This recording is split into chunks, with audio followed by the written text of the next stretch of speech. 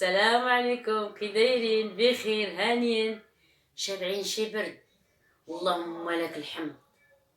كنطلبوا عند الله والله العظيم، كنطلبوا عند الله الله يرحمنا برحمته الواسعه، الله يرحمنا برحمته الواسعه. الوقت بغات الشتا يا الخوت، الله يرزقنا بالغيث، الله يغدقنا بالغيث.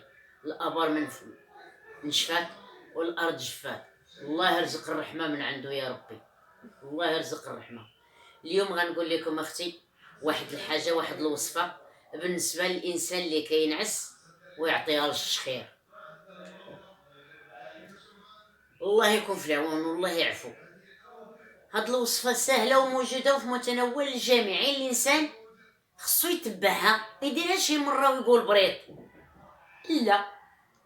مروت جيبها وغسلها، قلعي الرويصات الخضرين، مروت والحباق.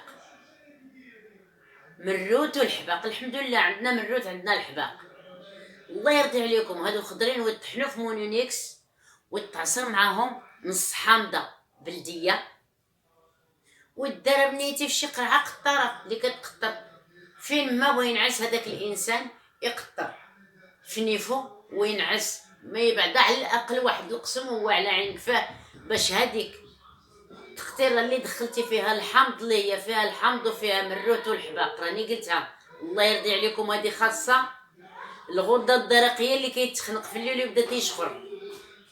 ديرها دري صغير، ديرها لدري كبير، ديرها راجل، ديرها مرأة، ديرها بنت، اي واحد تيغاني من الخناق ديال النفس في الليل يعود يقطرها بالليل ملي ينعس. بالنسبه للحامض غادي تحس به شويه يحرق ولكن تينظف. بالنسبه للمروت كتدير الميكروبات. بالنسبه للحباق واحد الريحه خاصه بالنساج تتحل حتى العينين.